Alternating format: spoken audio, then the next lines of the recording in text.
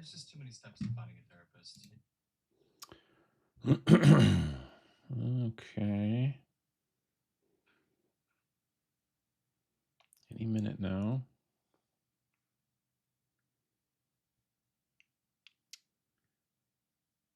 Okay.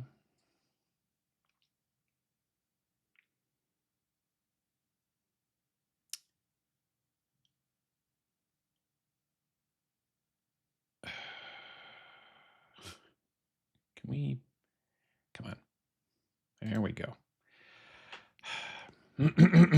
All right. Let me pop out the chat, put it over here, set it to live chat. We'll go over here. It'll be great. Okay, and we got that, and there we go. Hope you folks are doing well. It is grungy and gray and rainy here right now, but I hope things are going well over by you. I wonder if it's ever going to catch up.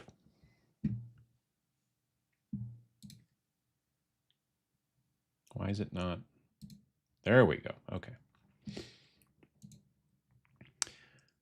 Let's see here. Hey, what's up? Anybody home? 53 minutes until Uncle Adam. These are some older, things. I like to paint minis. Morning from Gilbert. Catching the rewind later. Got to mow the lawn before it hits 115 degrees Fahrenheit. Yeah, that's you don't want to be out in that. Good morning, everyone. Johnny, how you doing? Dragonfire. Morning from Quebec. Night Soil. Happy time of day to you from Williams Lake, BC. Hope you and yours are well. Doing okay. Doing okay. Good morning from Syracuse. Lovely to see friends. There you go. Rodney, good morning from a hot Oklahoma City, working overtime, reviewing building plans and listening in. Nice. Feisty Crabman, good. Hello, friends. Central Texas. Nurgle Matthew, how you doing? Good morning from sunny Saskatchewan. Hope you brought back everything from Gen Con except Concrud. I seemed to have dodged illness, and I'm going to knock on wood yet again. Vince, unfortunately, not so much. He came back with illness. Let me see here. Ralph Hodge, how you doing? Darnock, good afternoon. Good time of day to everyone from Oconomowoc, working on sewing some doggy poop bag dispensers to build my skills. Nice. Good afternoon from Rotterdam in the Netherlands. How you doing? Listening from decidedly primer-unfriendly North Carolina. Yeah, it's not very primer-friendly today either. Dreary Glasgow, Scotland. How you doing?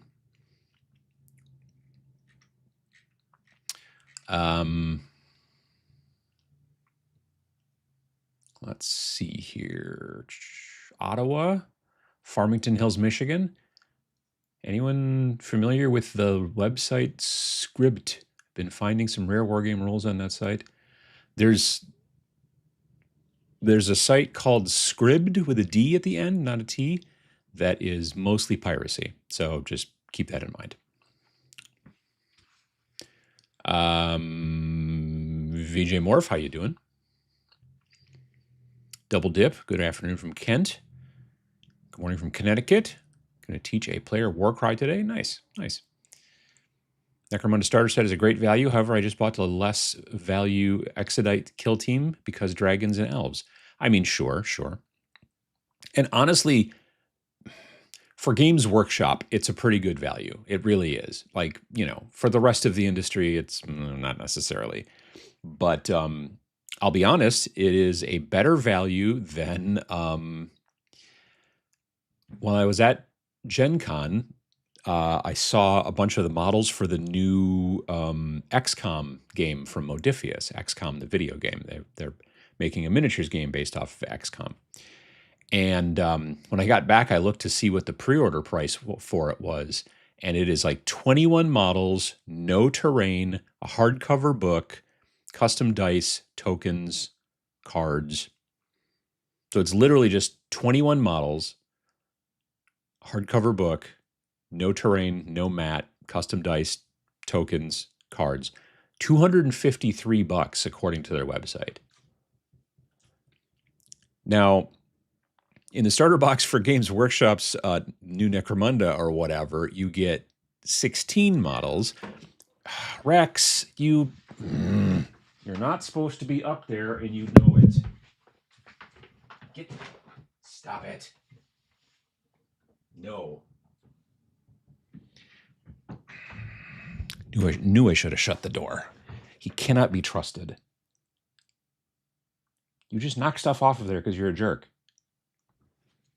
Anyway, it's just a bad look when your stuff is more expensive than Games Workshop. You know what I mean? Like Games Workshop is asking $165 for 16 guys, and then some terrain and a board and a book and the dice. It's like nearly the same amount of stuff roughly, but it's $90 more, which is crazy. Crazy, crazy. I don't know what he won't jump from the floor to this little thing over here where he can look out the window. He always needs to go across that thing and frequently knock stuff off. I've got broken miniatures because he is not necessarily as agile as he thinks he is. Let me see here. Good morning from Scranton, Pennsylvania. Good midnight from Queensland. How you doing? Southern New Jersey. Good morning from the Philly Burbs. How you doing? It looks like I'm going to be going to PAX Unplugged in early December. Been talking with Kat from Army Painter and getting that all nailed down. Looking rather dark in the sunroom. Yeah, it's very gloomy and rainy out. Buzzbergog, how you doing? Good morning from Maryland. Interested in what's changed in Necromunda, but I don't know if I'll ever invest in more books and just use the models for something else. Sure. It's not changed. I don't think it's changed drastically. My definition of drastic might be different, though. Like, I don't think that there's ever been an edition of 40K, really, since as long as I've been paying attention to 40K, which is since 5th edition. Since 5th edition, there has not been a drastic change. And I've had people come back at me in the comments and go, well, in this edition, they got rid of this, or in this edition, they changed that. That's drastic. And I'm like, no, a drastic change is going from Warhammer Fantasy to Age of Sigmar. That's drastic. Drastic is going from Kill Team 2018 to Kill Team 2021. Because when Kill Team 2021 came out, I would look at the stat lines in the book, and I didn't know what most of that stuff meant. There were like letters, like normally it's just like S for strength and T for toughness and, A for attacks and I for initiative or whatever, like the standard kind of stat line. There were like letters and things like that and symbols, and I'm like, I don't know what any of this stuff means. Like, that's drastic when it is completely incompatible. This new edition is not nearly as drastic. So it's not. I was afraid they were going to kill teamify it, and they did not. But I know there are some folks, again, different degrees of drastic, that believe differently. But yeah, I so far I've really liked everything I've seen because it has kind of, and I've said this before, it kind of shaved a bunch of the rough edges off of the previous rule set. Streamline is a word you can use, but I don't think it's a drastic streamline. I think it's just like, hey, this thing that you do, we're going to kind of pull that out. If you've been doing this long enough, you might remember back in like 5th edition, like 40K, your ballistic skill would be 3, let's say, which meant that you took 3 and you subtracted it from 7, which gave you a 4, which means that you needed a 4 up to hit. And then eventually they were just like, let's just say your ballistic skill is 4 up. Let's get the math out of it. There's no reason for that anymore. Stuff like that, So anyway, sounds like a lovely day in the hive. No mention of violence at all. See, there you go. Greetings from Luxembourg. How you doing? Good day from Sweden. I don't think I can pronounce the word that came before that, but thank you. Do you have kids? No. I have cats. Some of them are jerks. Also found some Snarling Badger Studio stuff on Scribd. Yeah, I have to always go back in there about every month and go in and do a bunch of DMCA, YMCA takedowns or whatever. And yeah, it's always the thing. It's I was talking to my the first time that I found our stuff up on there, of course, I sent a message to the my contact at Wargames Vault or Wargame Vault, Steve, who is great. So Steve, when people upload our PDFs have your email address down in the lower corner on every page. It's called a watermark. Now, some people know how to strip that out, evidently, but a lot of people don't. So they just upload it to Scribd or whatever, and then I see it, and then I give that information to Steve, and then Steve gets rid of your account on DriveThruRPG, Wargame Vault, etc., and you basically get banned. Because that's the way it works. That's just the way it works. Now, the problem is, of course, is that sometimes you give your friend a copy of your thing, and it's got your name on it, and then your friend puts it on Scribd because your friend is a jerk. And so it's just the way it works. But when I told Steve about it initially, Steve came back to me and he's like, hey, if just to let you know, if I ever find out that I only have like a month to live, like I've got some terrible illness or something like that, he's like, then I'm going to go to find where the Scribd headquarters is, and I'm going to take that place down. And so yeah, it's a very bad place. Unless you like I understand I understand piracy to a degree, especially in this day and age of like you don't own anything anymore. But when you're a small independent company, like I can't make the PDF that you have go away. So that's different than when you go, oh, I'm going to buy this digital copy on Amazon, and then Amazon's like, oh yeah, we lost our license for that thing, so we got rid of it, and you don't get your money back. Sorry, that kind of stuff. I get it to some degree, but as a creative, I'm very anti-piracy. So there you go. I'm not sure those are supposed to be on there. No, they're not. Fungazi, good morning from lovely Chicago, Illinois. Well, that's not your normal area. I hope you're doing well. Just noticed the on-air sign behind you. Yeah, I got new batteries for it. Also, it's dark in here today because it's so gloomy, and so it's brighter. But yeah, the batteries died. So I had to get new batteries. Daryl, how you doing? Collect, build, paint, play. Well, I got collect down. I guess I'll build a bit today. So there you go. Gluing together some Exodites and Beast Snagas. Super happy to have them. Nice. Excuse me. Good morning from Massachusetts. How you doing?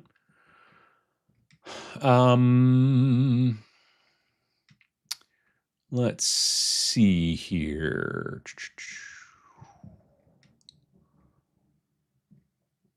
Vince probably caught the con crud from John. Vince almost probably absolutely caught it from John. John is a typhoid Mary from way back. Painting D&D Ginny this weekend. Nice. Let's see here. Good morning from Mexico. Motor Breath Jazz. Hello. Morning from a smoke-free Cleveland. Well, that's good. We haven't had any Canadian smoke down here in a minute, so that's good too. Good morning from Fort Wayne. I got my first airbrush and Iowa Eclipse. Nice. That's what I have. I'm going to spend some time practicing with today. Nice. Hello from sunny Cork. Morning from Wichita, where I'm trying to figure out why I bought so many dice at Gen Con and why I feel so good about it. Yeah, I don't think I bought any dice this year. No, I didn't. Usually I do, but I did not this year. Good morning from the sunny, foggy North Carolina mountains. How you doing? Please send the rain our way. 56 days without rain in the England where I'm from. Gotcha. Yeah, we've not had a ton of rain lately either, but I think we're just going to be getting sprinkles mostly today. Good morning from Lexington, Kentucky, working on a sept for a little indie war game. You've probably not heard of it. It's true.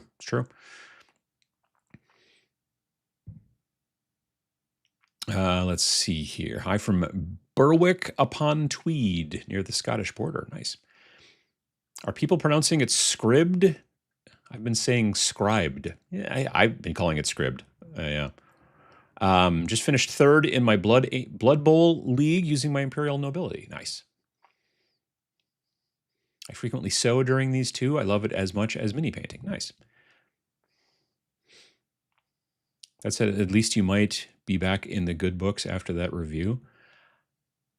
I don't know. It's hard to say. Like they just sort of out of the blue, like like I said, since last summer, they haven't sent me anything, but they've sent me some emails and said, "Hey, do you want this?" And then I just haven't responded because it's not been stuff that I've wanted. It's been mostly Kill Team stuff.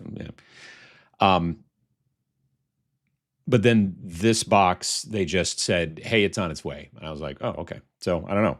It's hard to say. They'll do what they'll do. JP got rockets. Hope you're doing well. Let's see here. Jonesboro, Illinois. How you doing? I'm about to do some Necromunda, but the 1995 version. Nice. Rax, indeed, Rax. Killed several of my models. Yeah, that's why I don't let them in the basement. But I do have some stuff up here, like on top of that display case thingy back there with the bad glass in it. There are two Chrome Rangers robots, and one of them I found on the ground maybe a month ago, and so he needs to be fixed. But yeah, let's see here. I mean, photobombing is fine. It's just the jumping up there. It's not so cool. But now he's over here, and he's just looking out the window and being slightly cool.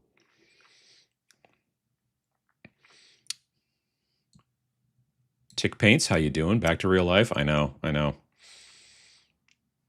We were at Gen Con. None of us were caught in the tornado. The thing is that, like, yes, there was a lot of rain, and it like rained inside the building, the convention center. You may have seen footage of that. But like when they started going, "Oh, it's a tornado warning," get underground, and I'm like, we're in a big city. We're in tall building area. Ever since I was a little kid, we've always been told the reason that tornadoes don't hit big cities is because they can't get spinning fast enough because the buildings block all the wind, and so it doesn't work. Which is why it always happens in like big open areas, like out in the middle of the Midwest and stuff like that. And there was a tornado here a couple weeks before I went to Gen Con that was absolutely devastating. I mean, like not here in town, but one town north of me.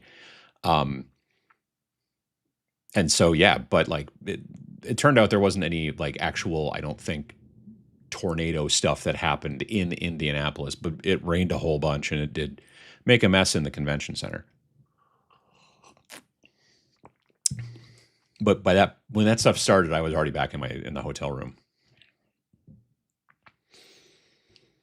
XCOM minis are not a good deal, but I'm such a sucker for that game series, I pulled the trigger anyway. Gotcha.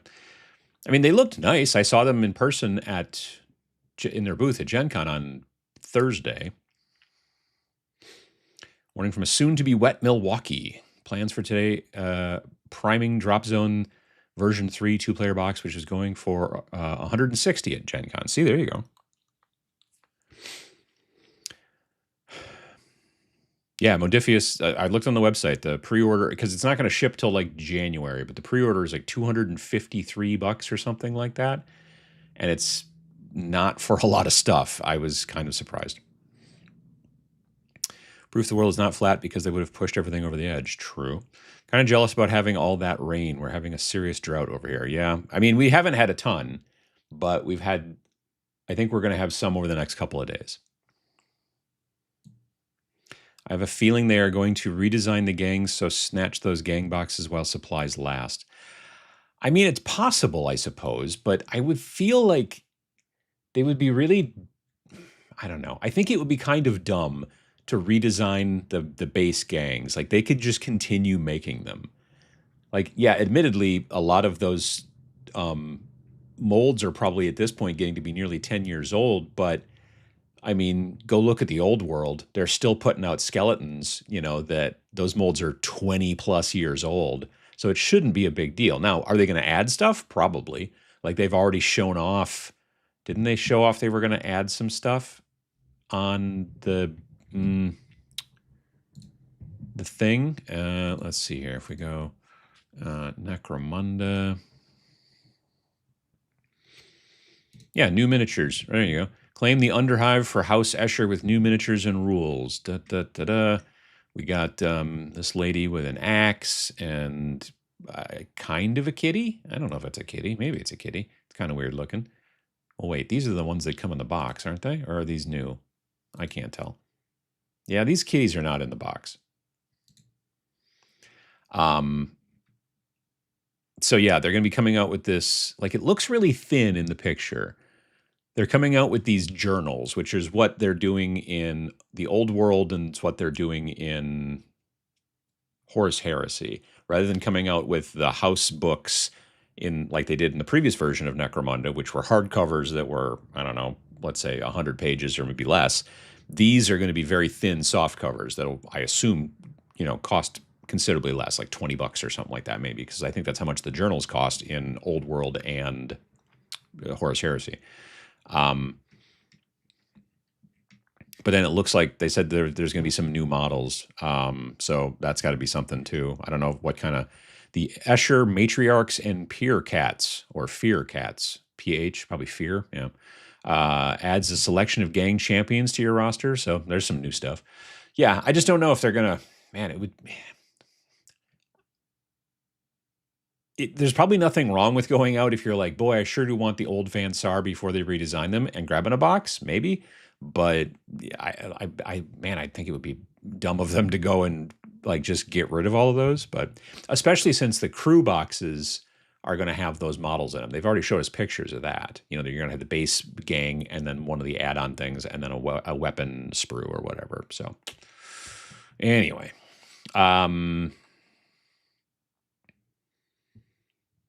let's see. Did you price the plastic model box or the resin model stuff? I think it was the plastics. Pretty sure. Like if I'm given the choice between plastics and resin, I'm probably going to take plastics. I don't know why they're doing both. That's also weird. But, If I ever managed to pull off the minis game I've been designing, I'm going to try real hard to keep the cost for a 2-player starter box to $100. Sure. Getting around to building the Imperial Fist Combat Patrol, which is oops all dudes, but pretty good dudes. Well, there you go. My cat will climb my bookshelf just to knock down minis for attention, aka we don't play with him. We didn't play enough with him. Gotcha. If the Necromunda starter, excuse me, is an evergreen product, I'm sure I'll get eventually to it. I actually like both gangs too, even though they're always the starter. I don't know if it'll be evergreen or not. That's a good question. Maybe. But if not, the book will probably be. So at the very least, like that's the thing. You don't need the box. You just need the book and then models and stuff like that. Like the card deck thing would also be useful, I suppose. This is the core card deck. Which, well, it's technically you have 2 different decks in here, but yeah. You need the dice. Necromunda is still not the easiest game to get into, but that's just GW in a nutshell. First time making a live show. I'm in North Yorkshire, UK, and working on some scratch-built terrain for 1490 Doom and Mordheim. Nice. Very cool. I like 1490 Doom. I mean, Mordheim's cool too, but I have not played Mordheim in a long time. I'm the weirdo who converts the original Necromunda miniatures to have modern-day weapon options. Well, there you go. That's fun.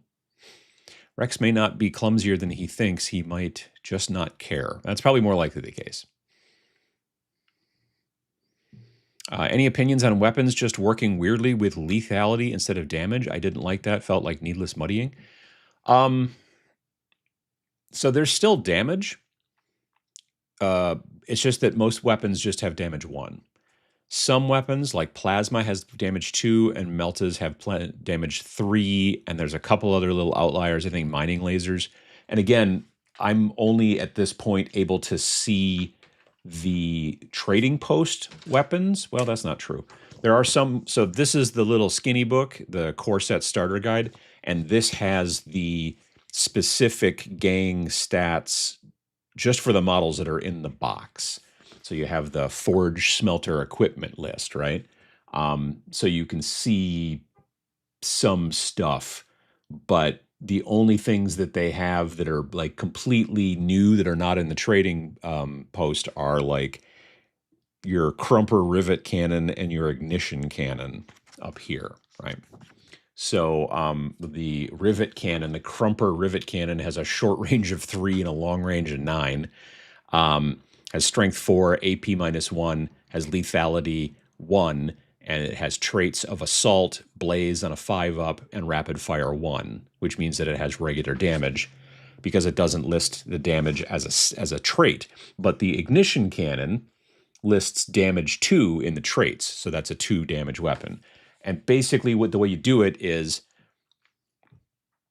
when you hit somebody with it, you do, let's say, 1 damage or 2 damage or whatever. And if it takes them to 0, then you get to roll on lethality, which used to be the damage stat, but is now, let's say, it's an L, you know. Here we go.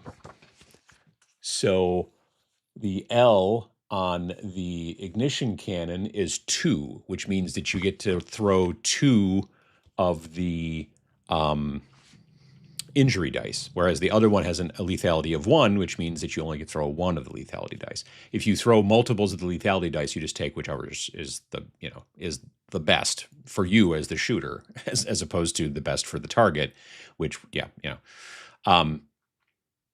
I don't know. For some reason, that seems fine to me. But again, I didn't play a ton of the previous version, so there's that.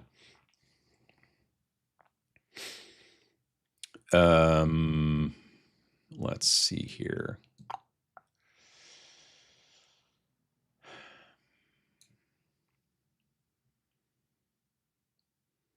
Comparing weapon skill used to really suck. Yeah.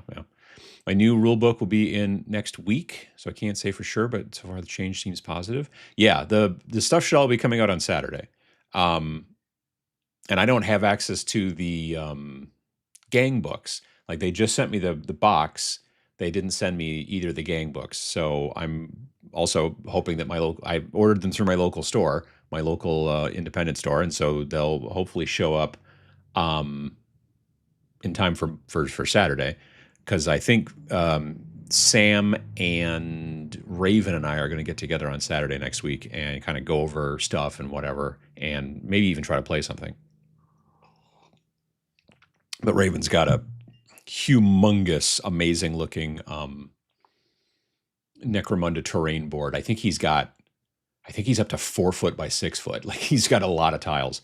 I am up to almost 2 foot by 2 foot.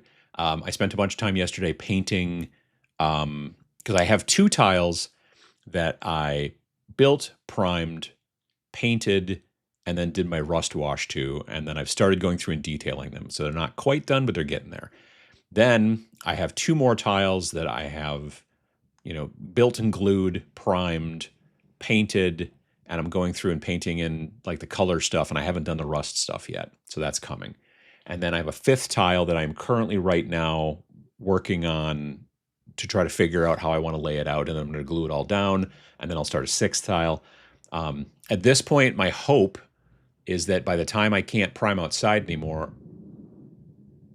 thunder. By the time I can't prime outside anymore, I would like to have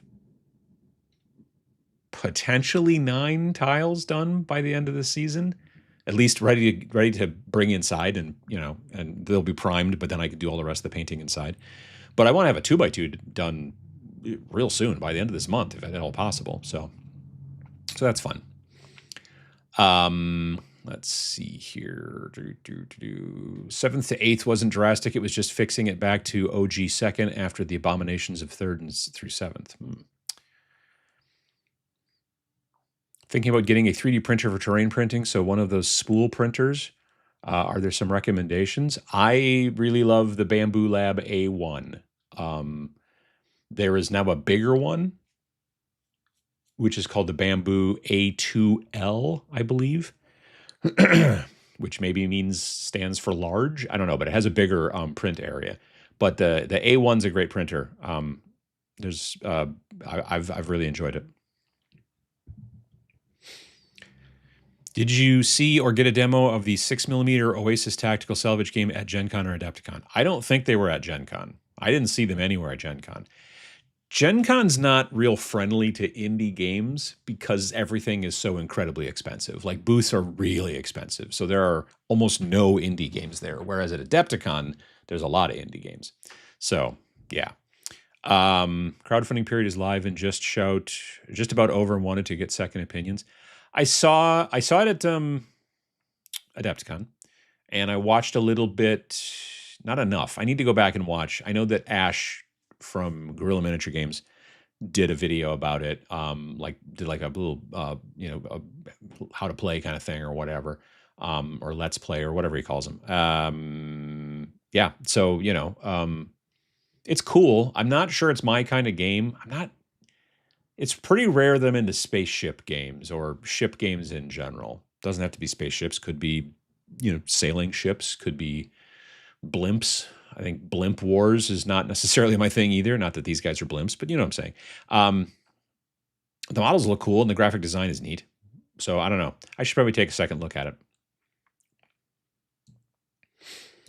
To all interested, I grabbed my new Battletech core rules book from my buddy today. He grabbed it at Gen Con. I love the new layout.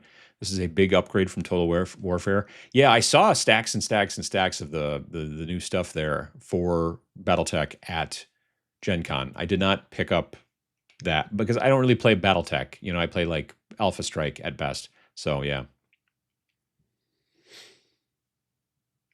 What sites do you use for terrain STLs? My Mini Factory. Yeah, I buy stuff off of My Mini Factory. And have you ever printed an AI generated image, convert to wireframe, then magic and print? No, I don't like AI generated anything. I get an email probably twice a week from some marketing company that's like, hey, we'd love to, pay you to do a sponsored video about our, AI generated STL, like Meshy is one I keep seeing over and over again. And I don't remember the other names, but I think just Meshy is a terrible name. Hey, this is Meshy. And it is kind of Meshy, isn't it? Yeah, no, I'm not an AI fan. So, but if I'm just looking to have something that's created by actual humans, then generally, My Mini Factory is the place. Good morning from Canterbury, UK. Painting my first ever knights for Great Helm. Nice. How do you feel about them consolidating things into 2 gang of books and then immediately announcing a new series of house books to rebloat the system? It seems as if you don't need to get the journals. So the thing about the old books, and by the old books, hang on.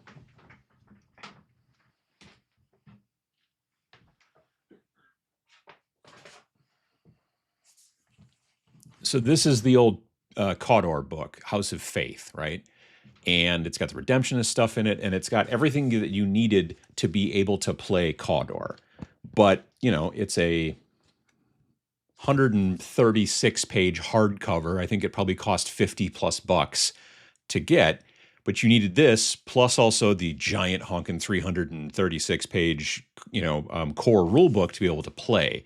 And then if you wanted to play another army, you needed another $53 book or $50 or whatever that. So now, if you play a bunch of regular gangs, Cawdor, Orlok, Dalak, Vansar, Escher, Goliath, etc., Palanite Enforcer, stuff like that, then you just need one book because you would need the gangs of the Underhive book. And then there's the gangs of the Outlands or Outcasts or whatever, which is for the other dudes, the squats, not the corpse grinders. I think they're in the first book. I don't know. Anyway, Ashwaste Nomads, that kind of stuff.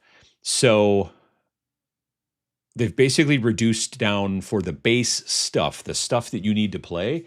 You can get away with just, 2 books, but you could still cover a bunch of different things, which is not ideal.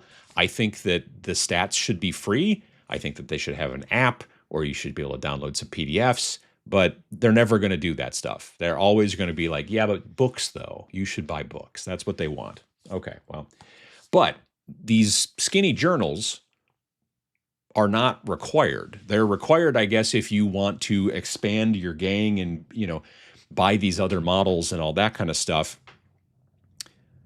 which kind of makes a little bit of sense. Like if they've added stuff on later, I don't know. Again, it's not something that is a requirement. So in my mind, you could just be like, oh, cool, I'm not going to buy that. Whereas if in the old days, if you didn't buy this book, then, you know, to play Cawdor, well, then you couldn't play Cawdor unless you went and pirated something or whatever, but whatever. Which again, I'm not super into. So I don't know. I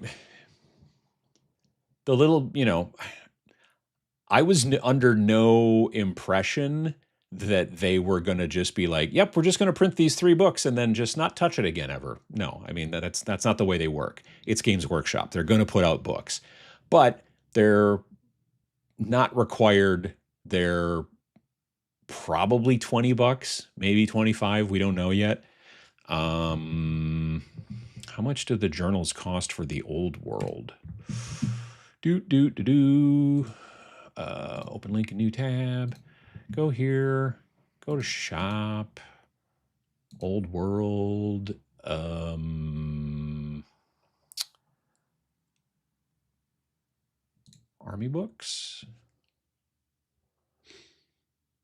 $29. Okay. So here's an arcane journal for the breaching of the Great Bastion. Well, that's pretty thick, though. That's considerably thicker than like the books that hang on. No, not here. Here. No. Here? Yeah. Here. So this book right here looks really thin, doesn't it? Can we zoom in? Enhance.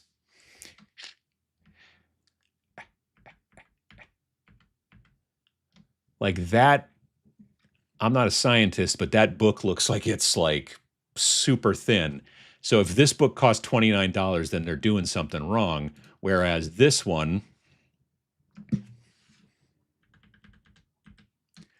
looks considerably thicker, and this is a $29 softcover. So yeah, I don't know.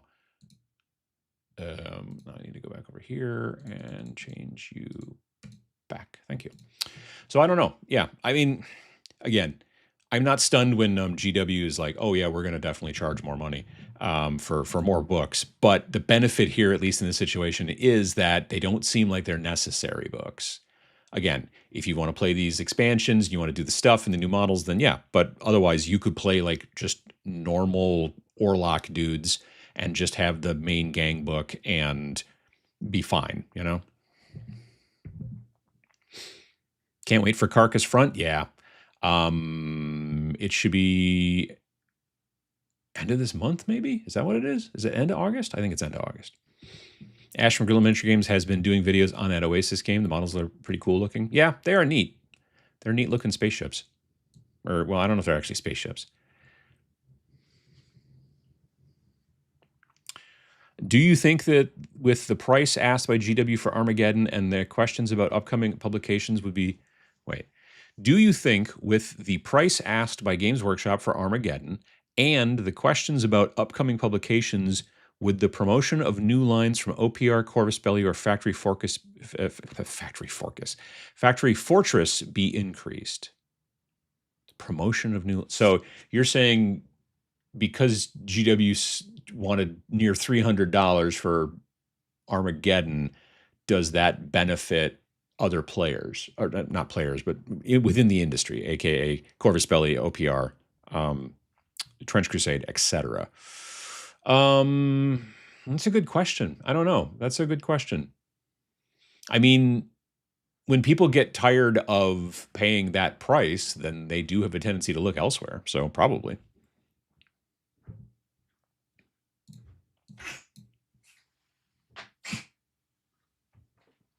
Someone is making weird noises in here. It's not me. Might have been Maggie. Hello from Portland, Oregon. How you doing?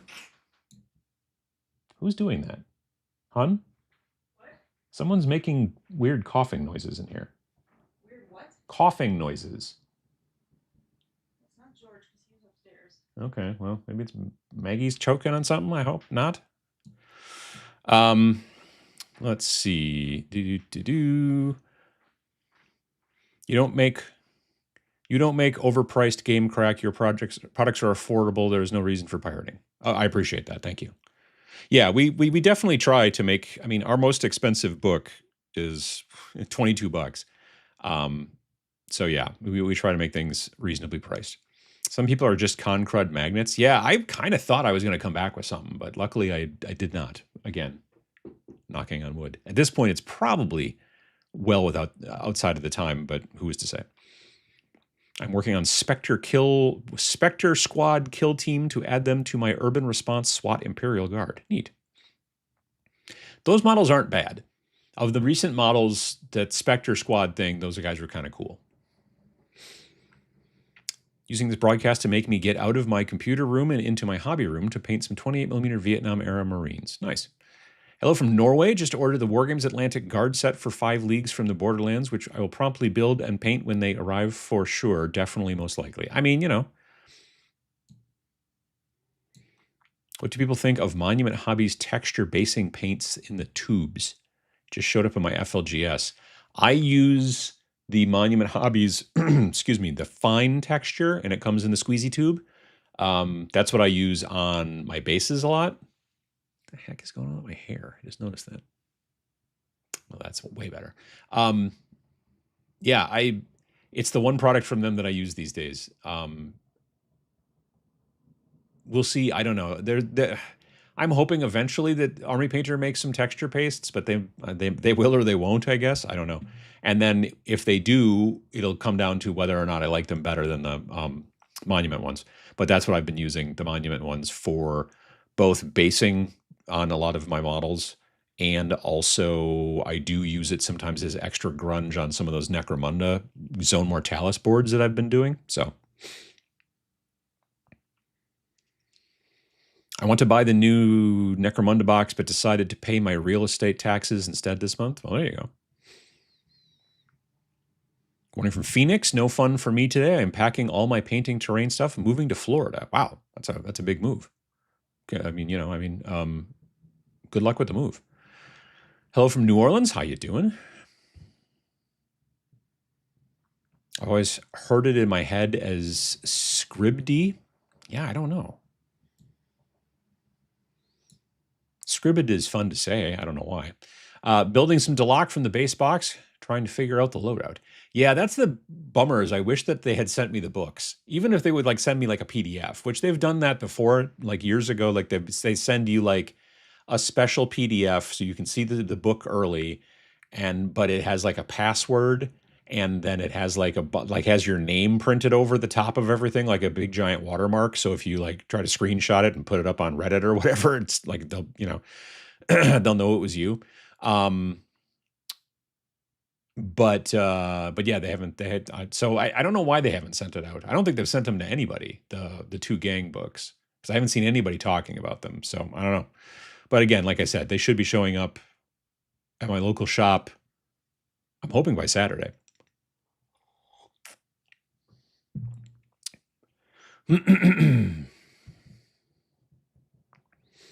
Let's see here. Sending you the box, no notice. We are no longer asking for your review. I mean, they still sent me an email and said, hey, it's on its way. But they didn't say, hey, do you want it? Because what then they do that sometimes. They're like, hey, do you want it? And then you have to agree to paint like a portion of it by a certain date and yada, yada, yada, and all that kind of stuff, which is fine, I guess. But I'm just like, 43 sets of dice. My goodness.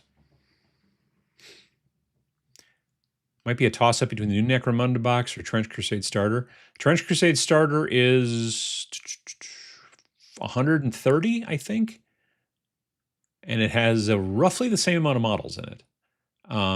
Does not have any, well, I was going to say it doesn't have any terrain, but it sort of has a little scatter terrain. Doesn't have any hardcover book in it, I don't think, though. So, something to know. Thoughts on the Miniatures Masters show? I haven't watched it. I can't stand reality TV. Like it's just not for me. So when I heard about it, I was like, oh, well, that's a thing I'm not going to watch. Battle March mode has finally had me cave in and buy the old world rules. I don't know what Battle March is. Interesting. Who's buying a $20 burrito today? I hear they're all the rage. What? Why is it? What's a $20 burrito? That doesn't sound. That sounds expensive. I was on the road for 3 weeks for work. Had Friday off, slept, and just rested up the last 2 days. Did nothing creative or interesting. Well, that's good.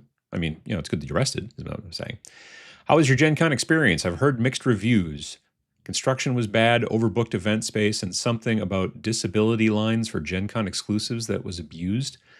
I didn't hear anything about that. Our episode of the podcast, me and Vince, the Snarlcast, which you can find wherever you get podcasts and also on YouTube and also on our website. We're going to talk about our Gen Con experience and how we think it relates with wargaming. But I had a good Gen Con. It was definitely more packed in the expo hall than it has been. The last several years, they have capped the attendance and said we had 72,000 plus people this year. This year, they capped the attendance, aka, the tickets were sold out. There were signs all over that said sold out. But for some reason, it was 74,000 plus. So they just added a couple thousand more people, which I kind of felt like it was that way, especially in like the dealer hall, the exhibition hall, or the exhibitor hall, whatever, vendor hall. People call it different things. Yeah, so I don't know. I am a fan of Gen Con, and I have been for a long time, but it's not, if you're only into wargaming, it's not really a good show to go to. I would tell you to go to Adepticon. Save your shekels and go to Adepticon. But if you are into, like Vince, like you're into wargaming, but also into role-playing games and also into, say, like, I don't know, Magic the Gathering, well, then it's a great show. Or if you're like super into board gaming and also miniatures games, then again, a great show. I'm not into any of those things, yet I still go, partially because I go to hang out with the friends that I go with, and also because it's like a business thing and there's meetings and stuff like that. So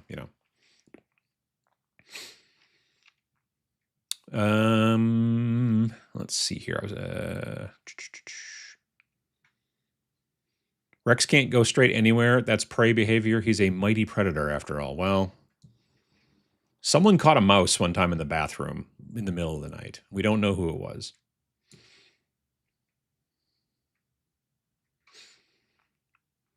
Scribbage should concentrate on no longer available rules and leave the other stuff alone. The problem with Scribbage is that if you want to download multiple things, they say, well, then you have to upload something. So then you just go, oh, I'll just upload this. And then you don't think about it. And then, Got all my Gen Con coverage from the Dice Tower. Looked like a blast, but way too many people for this little black duck. Okay, so this reminded me. While I was at Gen Con, on one night, I only really was able to do it one night. I went out and I took pictures. I went out and did some street photography at night because I enjoy doing that. I like to go to a metro area and do stuff like that, and it's fun. So, let me show you the pictures. So that was technically in a restaurant. That was not street photography, but I liked the photo. I thought it was cool. And we had just been sat at this like sushi restaurant called like Mount Fuji or something like that, and it was just like this kind of straight shot. And I was just taking some pictures, and I caught this picture of someone in the waitstaff just carrying a whole bunch of menus, and I don't know. I just liked the lines and the perspective and all that kind of stuff. So that was cool. This is another shot outside. There's this mall that kind of goes over the intersection in this place, and it's got this big round thing. It's called Circle Mall or something like that, and it's got this big circle motif, and I just thought it was kind of cool, and it's a great place to shoot photos at night, especially. So yeah, this was very cool, and these two were just kind of walking. These two I don't think were Gen Con attendees. Pretty sure they weren't.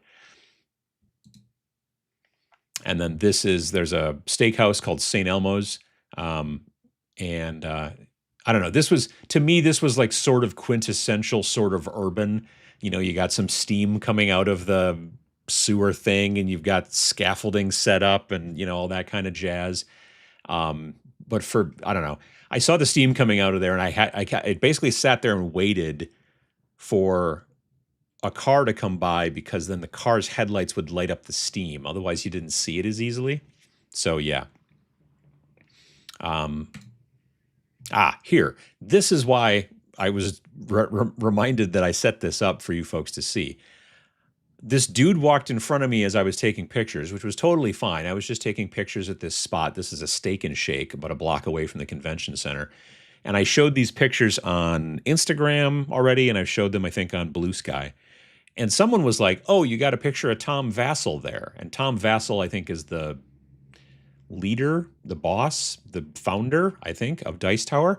And I've met Tom Vassell. I don't know if that's him or not. It's been a minute since I've met him, I'll admit. It's pre-pandemic, but I don't know if that's him. I know he always wears a hat. And this guy's wearing a hat, but I don't know if that's him or not. I don't know.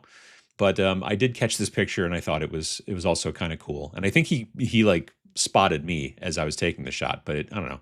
There's just something about it. Like when I take street photography stuff, there's like setups and scenes and things I'll catch that just to me have like a meaning, and so I'm like, I like that, and it may not resonate with anybody else, but yeah.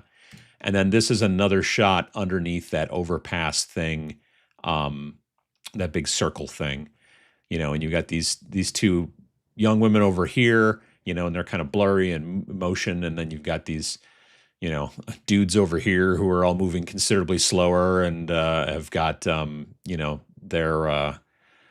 got their badges on and stuff like that. And I don't know. To me, this is a very Gen Con kind of shot in the evening.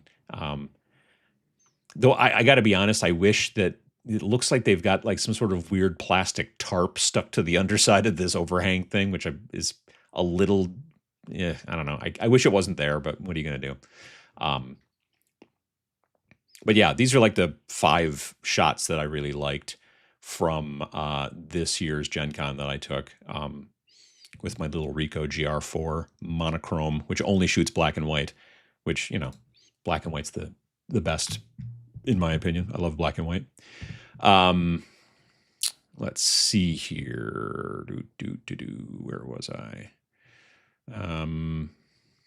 Appleton got hit pretty hard. It was technically Menasha, which is a little bit between Appleton and where I am. That's the place that got hit the hardest.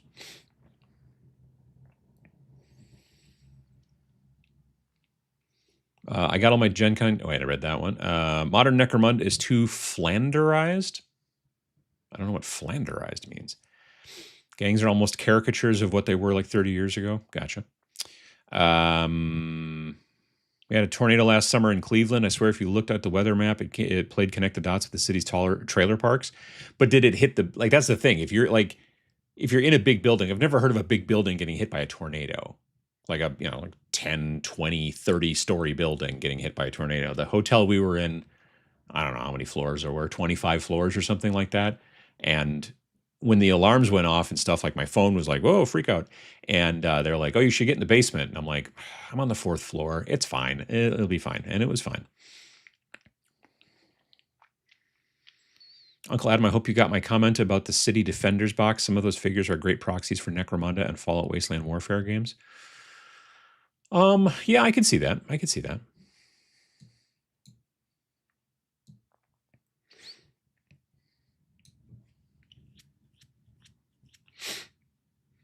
Table of contents suggests it's going to be super thin. The skirmish thing, or the journal? Yeah, probably. Speaking of grungy and grimdark, I picked up the Blanche blog book this week. Really interesting read. Glad to have it in my collection. Nice. I like this thing so much they'll not pay for it. Why don't they make the thing anymore? Yeah. Leader with the axe looks like she's wearing somebody else's face. Well, maybe she is. Pretty sure my very customized, very expensive Venator gang I worked on for the past year is completely wrecked in Nintendo. Necromunda 26. I don't know enough about Venators, so I'm not sure.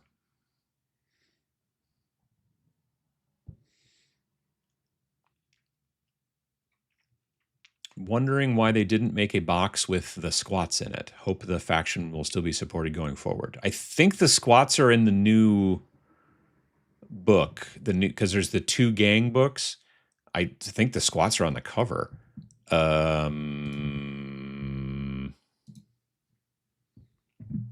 oops, this is at 200%. I don't want that.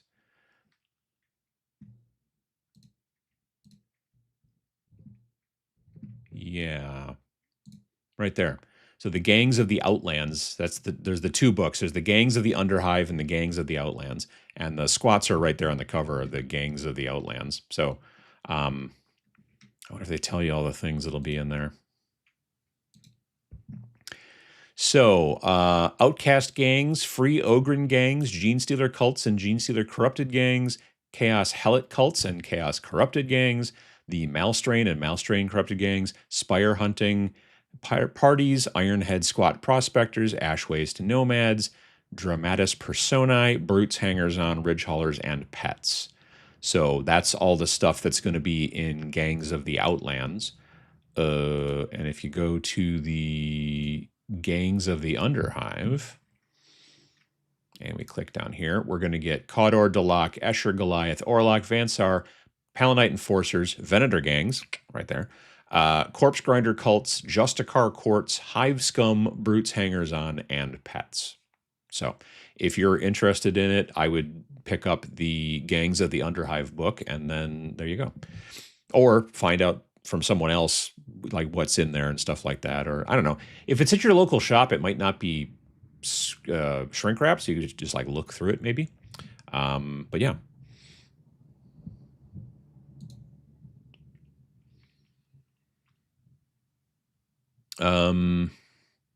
Still amazed, sub $100 the gang box in Canada. Yeah, like the gang boxes are $94 American, which I was like, whoa.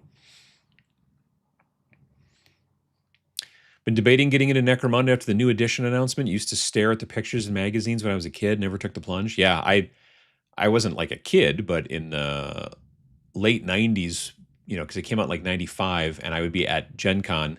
And in the late 90s, I was going to Gen Con as a vendor. So I'd be in the, you know, the booth all day till 6, and then we'd go get something to eat. And then in the evening, I would watch people play Necromunda. I have distinct memories of watching people, especially on these weird, big kind of like 3-dimensional boards that they were making that were like really difficult to get your hand in and like move your guys around and stuff like that. I think there's maybe a little bit of a happy medium there for making something look really awesome but be nearly impossible to use, you know, and then just being flat like the, you know. First time I introduced my dog to miniatures, he grabbed a termagant, chewed it up, and spit it on the floor. Well, that doesn't seem very nice of him, you know. Let's see here. Necromunda Community Edition is pretty easy to play. Way cleaner game. Love it a lot more than the GW controlled version. Gotcha. Lethality just doesn't sound right in my ear. Doesn't sound like English. Barcelona, Spain. How you doing? Love your videos. Thank you. That's very nice of you. Thank you for all you do for the hobby community. I appreciate it. Thank you very much.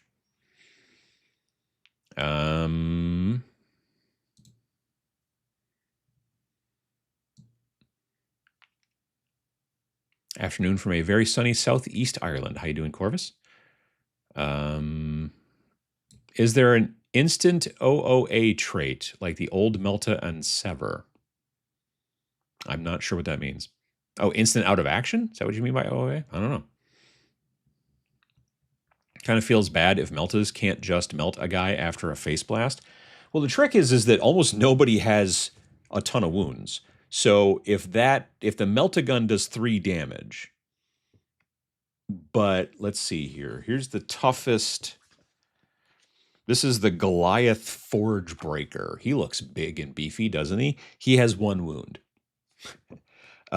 Here's the Goliath Forge Gunner. He has also 1 wound. Goliath Forge Hauler. He also has 1 wound. All these big beefy beefcakes, they all have 1 wound. So if I hit you with the Melta, I automatically get to roll the lethality because I did 3 damage to a guy who only has 1. So now the question is whether you go automatically out of action. That I don't know. That I'm not sure. I would have to take a closer look into the rules, but potentially.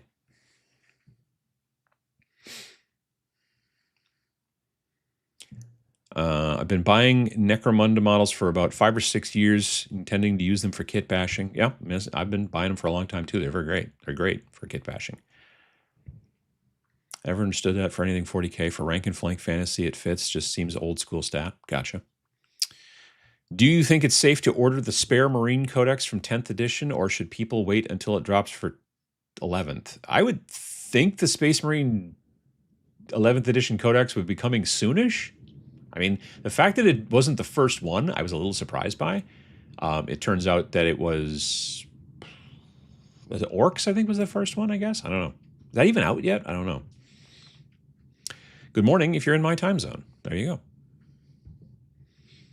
Love my A1. Despite having a model I was just painting fail horribly. I don't think it's the printer. I think it was my slicer settings. Sometimes that happens. I've had some models that I'm just like, no matter what I do, this thing's going to fail. And I don't know. It's like, admittedly, the worst problems I've ever had with the A1 and getting like has been making a miniature on Hero Forge, which is a website where you can go through and like pick different like clothes and bodies and different poses and stuff like that, and it will make you a miniature, which you can then pay them to print and mail to you, or you can buy the STL from them and then print it yourself. But it's designed to be printed at 28 millimeter scale, generally in resin.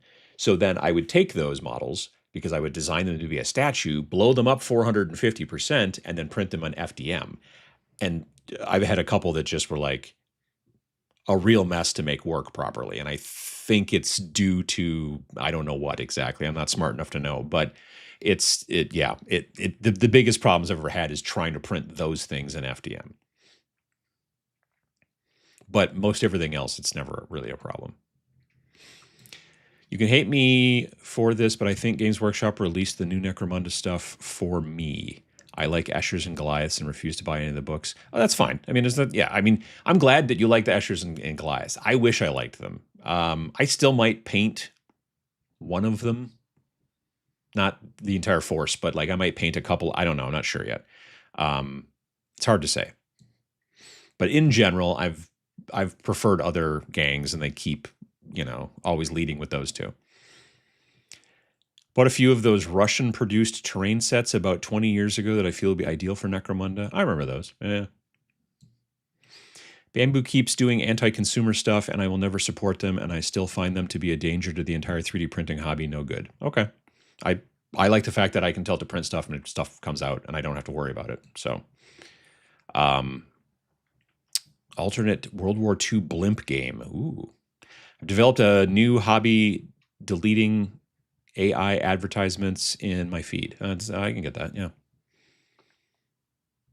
Battle March is my jam. Old school GW look and fantasy, but skirmish. Oh, skirmish, okay.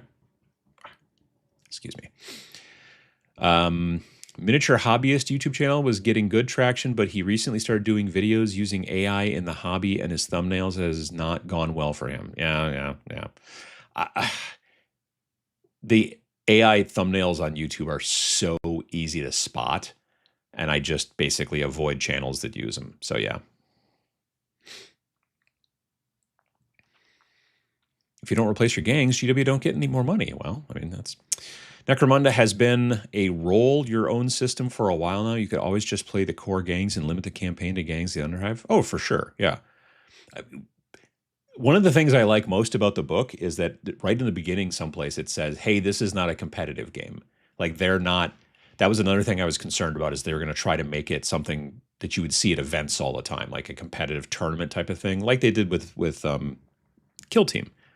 But they didn't go that direction, which was also, I think, at least appreciated by me. You know what I mean?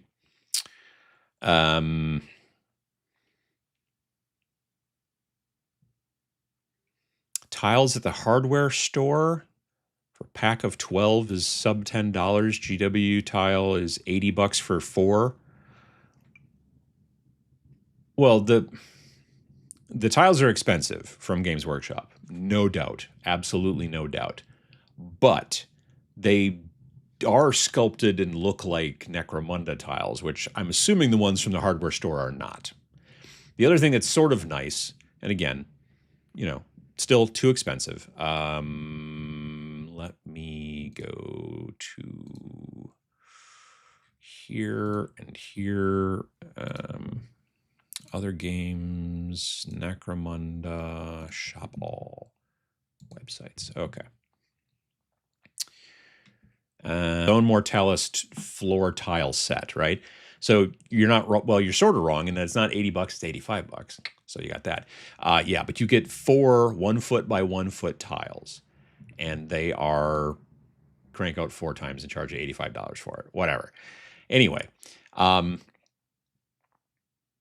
point is that the different, like the columns fit over these round bits and they just sort of snap on, and then the walls fit over the other parts.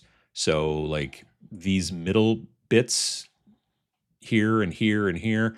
So if you're a person who's not gluing all this stuff down, you can sort of snap it into the board where you need it to, and then it can become very, very modular. I don't know anybody who does it that way, frankly. The people that I all know, we just glue the stuff down, and then if you want to make different configurations, you just turn the tiles slightly, and it's fine. But could you do a Necromunda style board to some degree without using these tiles? Yeah, absolutely, for sure. I just like the overall kind of detail and look. Now, there are also people that are printing these tiles, but they're printing them 6 by 6. So you're only getting, to make this board, you'd have to print 4 6 by 6 tiles and then put them together to make them into it. I haven't done that.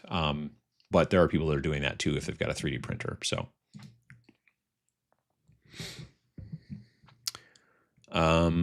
journals give extra subtypes for the gang, which are cool optional options and also cheaper. Sure.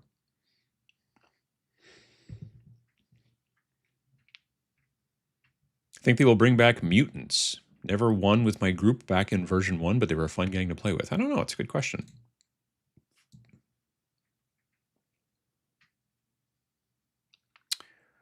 AI thumbnails are pretty much an instant unsub for me now. Low effort slop, not worth a watch. Yep.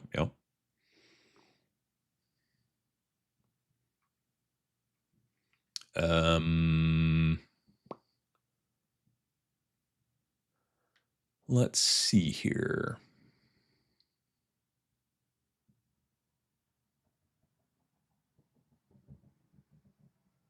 There's someone in the background that just disappeared from the screen. It's probably my wife walking back there. Just bought a Mantic Firefight starter, 2 forces, full rules, and army lists. Nice.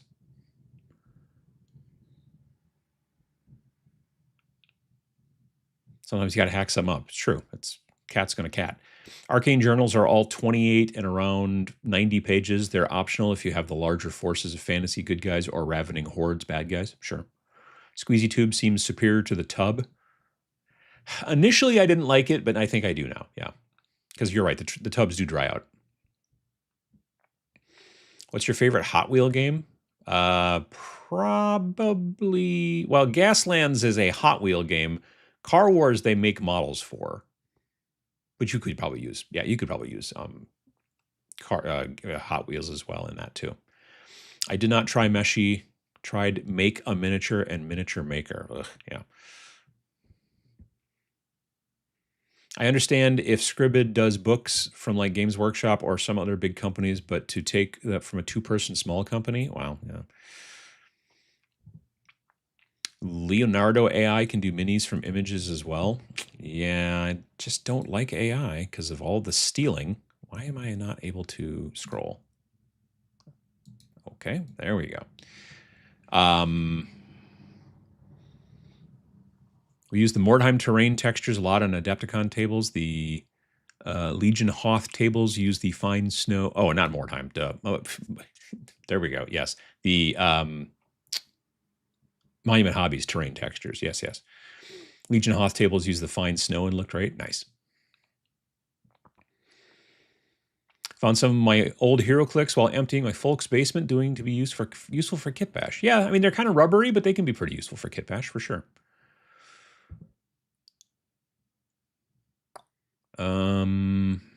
Let's see. Reality TV is tripe no matter what the subject matter is, to be honest.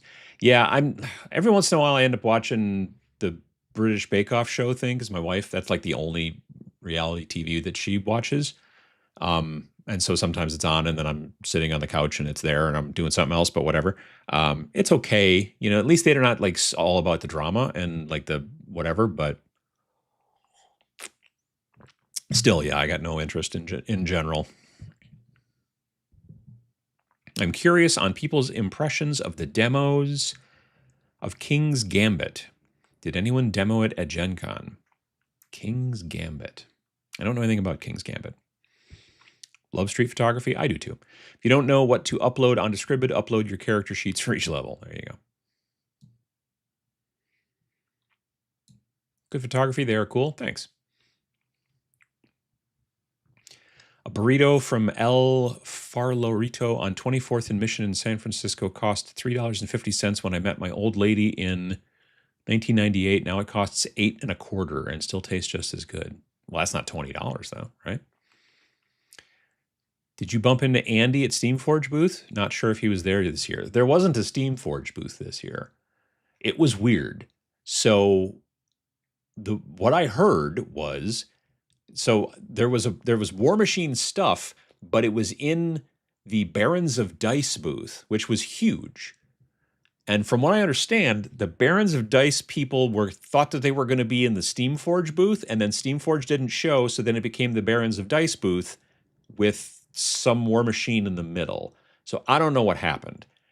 It could have been that they just weren't able to get there. I know that the lady that I talked to from Modiphius, who flew from England, flew to Boston, and then all the flights from Boston to Indianapolis all got canceled, and so they had to rent a car and drive 18 hours, which sucks. That's no good at all, but what are you going to do? Artsy fartsy. I am both artsy and fartsy. When I started Warhammer 40K 2nd edition, nobody in my group wanted to do them, so I ended up doing them as well as Space Marines. That's pretty cool. Is that Tom? Okay, I wasn't sure. I just happened to catch him. Like I've got a bunch of other pictures of other people kind of walking by, and that was the one that I thought was more interesting, just partially because of the way he was dressed, but also the way he was sort of like slightly startled by me, maybe, perhaps. And I don't know. I thought it was a cool shot, but I did not realize that was Tom.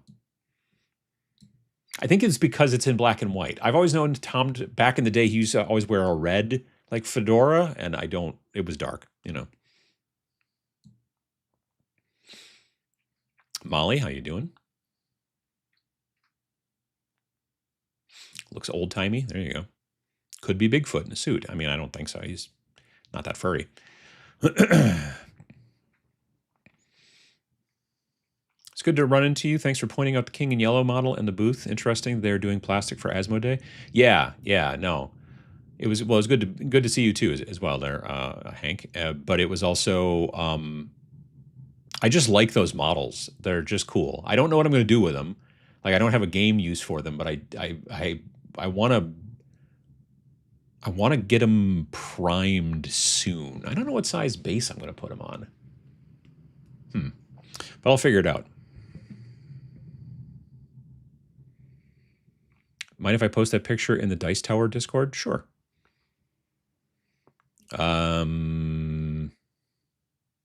Probably should be able to get it off of Blue Sky, I think.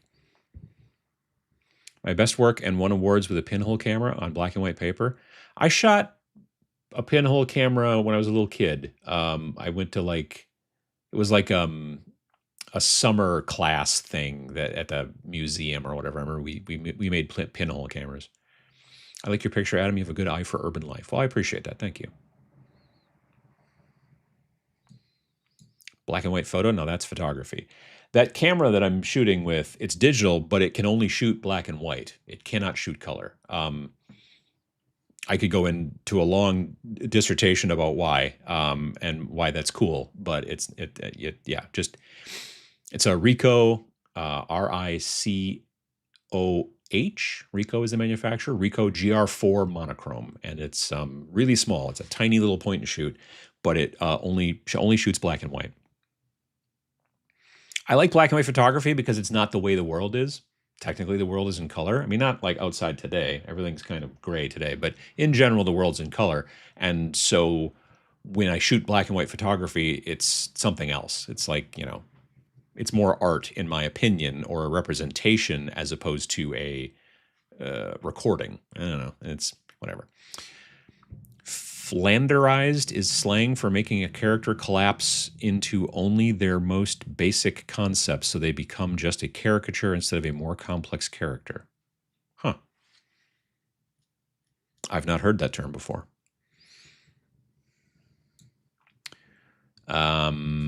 Like Flanders was crushed into his most recognizable mannerisms and little else, like when he had more complex character beforehand. Like Flanders from The Simpsons? Huh.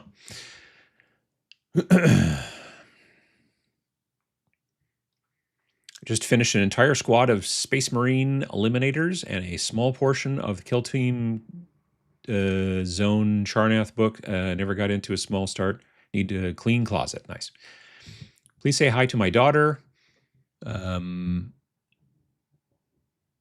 is helping me paint Necromunda tiles. Well, hello. How you doing? I hope you're doing well. I hope you're having a fun time painting Necromunda tiles. I've been doing that too. Not right now because I'm doing this, but yesterday I was doing it. Part of the consolidation to include those additional gang expansions from the previous edition to the 2 core gang books. Yep. Letting my youngest son play Pew Pew 40K with loads of terrain from some of my unpainted minis. He's having a blast. Nice. That's also black and white. Yeah, good point. Pinhole photography had great depth of field focus when done right. Yeah, for sure. I used to play the original Necromunda. I miss those days. Nice. Love the old cardboard and plastic bulkhead Munda terrain from back in the day. I just feel like if they tried to do that these days, people would be like, would freak out about it. You know what I mean? Because there was some box that they put out a while back that had like color printed MDF terrain, and people I feel kind of got weird about it. I don't know. Are you going to be at Dragonfall? Yes. Dragonfall is the beginning. It's like first weekend, I think, of October, and it is in Lake Geneva, Wisconsin, and I will be there.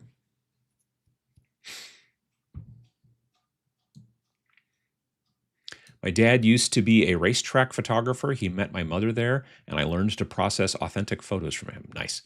I did, film photography in college because you didn't really have much of an option because it was the early 90s. And I know a lot of people are getting back into film photography, or a lot of younger people who never did film photography are getting into film photography. I have no interest in film photography. I don't want to go down that road. Been there, didn't want to do it again. I love the idea of being able to take pictures and then immediately start working on them if I want to and start editing them. And yeah, I don't want a dark room. None of that. Here's the deal is that most people that I see that shoot film these days, they get it scanned and then they do all of that stuff in the Lightroom or Photoshop or whatever anyway. And then they never actually print it. Like if you're really going to get into film photography, you should be printing that stuff. Like through an enlarger, shining light through negative onto paper, put paper into chemicals, wear gloves or use tongs, something, and all that stuff, and like do that. But to like shoot pictures with film and then send it off to a lab and then they just email you the scans and I don't know. Anyway, that's personal preference. People should do whatever they want as far as photography is concerned. There's a guy that I watch on YouTube who mostly shoots film, but I don't watch him because he shoots film. I watch him because I mostly like his photography, also his personality. He's very funny, so I watch that too. But yeah.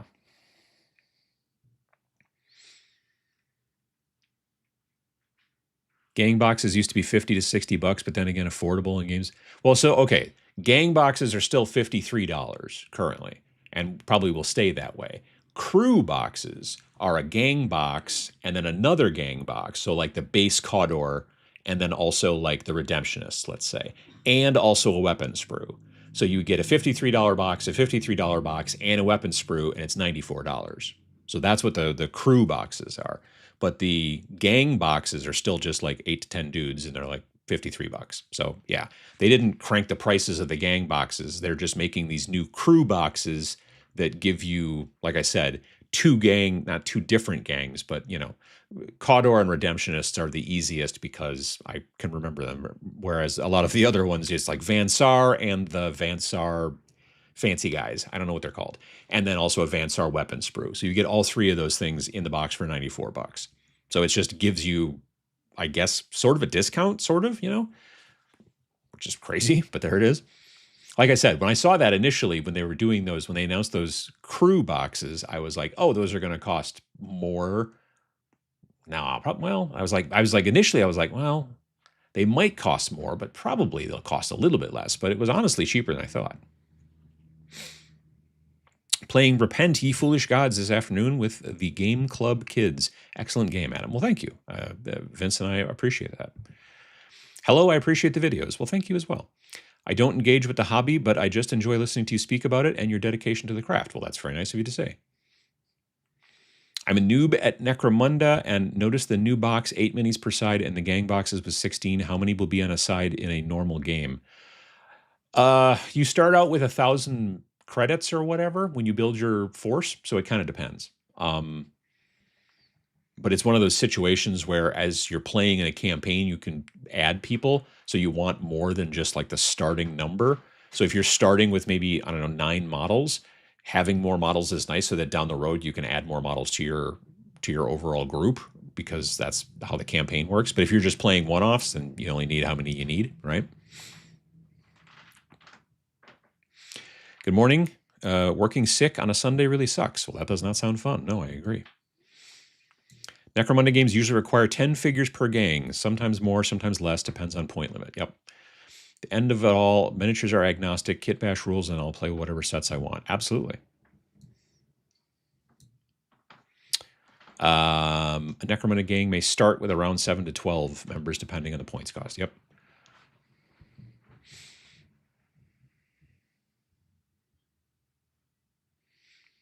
Hope your day is doing good. Me and my friends have been playing BattleTech Alpha Strike for big battles and Steel Rift for the small battles. Nice. What have you been into lately? I've been working on terrain a lot for Necromunda, but that terrain will also work in tons of other games as well. So yeah, I feel like I'm being able to double dip there, which is nice. Sam and I are going to play Trench Crusade again soon, hopefully. Otherwise, I've played some Alpha Strike as well. I was ready to start a Conquest First Blood narrative campaign with my 13-year-old son and 2 gaming buddies. Well, that sounds fun. Conquest had a decent-sized booth, or, well, Parabellum. Parabellum is the name of the company, but they had a decent-sized booth at Gen Con. So that was good. Let's see. Necromunda is its own planet, which makes the lore more simple. I mean, it is its own planet. That's true. Our local game store's Necromunda League has always had the "this is not balanced or competitive" disclaimer, and that mindset really helps with enjoyment. Yeah, and it helps the folks that are like that require that kind of thing. They're just like, you know, I think it helps so that they don't have to, like, you know, worry about it or something. You know what I mean?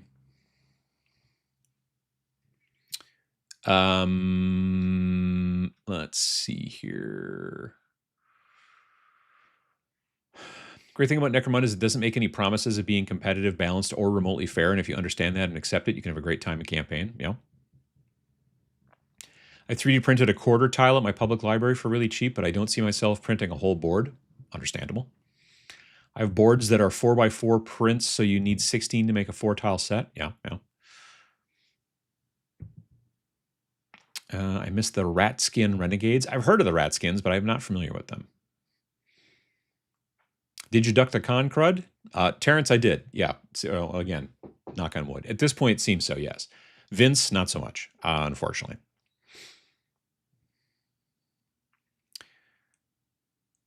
Let's see here. Outcast gangs still have mutation options in the new book. Nice. On-air sign is a fun addition to the background. I've had it for a while, but the batteries died. And so I put new batteries in it this morning, and it's also dark in here because it's very cloudy outside and dark and rainy. So yeah, it's lit up more. I should probably try to get what do you call them? Rechargeable batteries to put in it. That'd probably be smarter. Now, to be fair, I think I also did leave it on one time. Like, I did it a show and then forgot to turn it off and then didn't come back and notice it until like after we got back from my in-laws for lunch. And so it ran for like 5-6 hours or whatever. And I was like, whoops. So that probably didn't help either. But I mean, they're LEDs. It was like, I think I paid $1.99 for it at the Menards. It was on the one of the clearance end racks. So any thoughts on the Bushido skirmish game? Thinking of getting into it? I walked past their booth a couple of times. The models look kind of cool, but I don't really know much about the game itself. Picked up Repent from Snarling Badger and looking forward to Hallowtide from Black Site Studios. The smaller squads and cooperative style games are just really appealing to me. Yeah, same here. Who is stealing what if you print an AI image?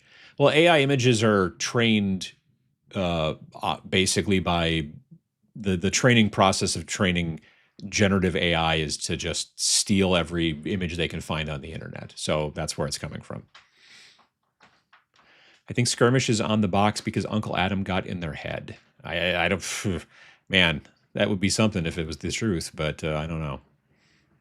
In terms of those AI generating minis, I've seen proof where they have stolen models from sculptors, not to mention they advertise them being from folks on MMM. Oh yeah, I mean, that's the thing. Because they're trained off of all these other models, there's times when you'll be like, this is a part from this model, and it's ended up on this model, and it's a direct, exactly.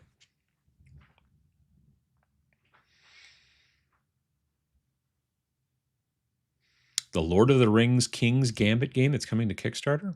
I haven't heard of it. Any chance the Goliath gang rules can still be strong armed into an orc gang? I don't know. I've been racing down a slippery slope with Gaslands. $2 a miniature is dangerously addictive. I get it. Yeah, no, I get it. You can find them at the grocery store. Yeah. New Goliath Journal might have some orky toys, but Venators are always a good pick too.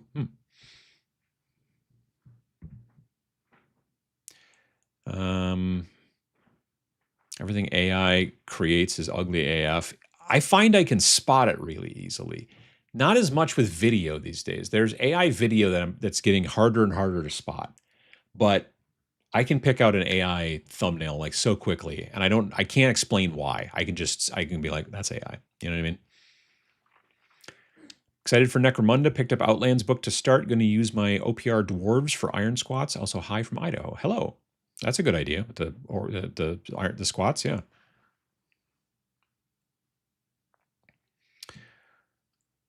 Let's see here.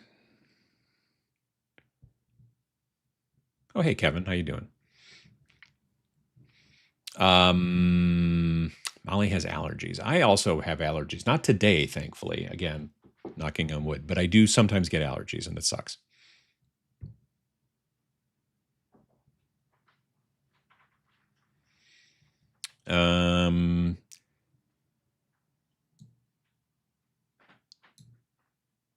Let's see here. Plasticity is great. Oh, yeah, the program. I'm like, just plasticity in general, like the ability to be plastic. No, I see. Yeah.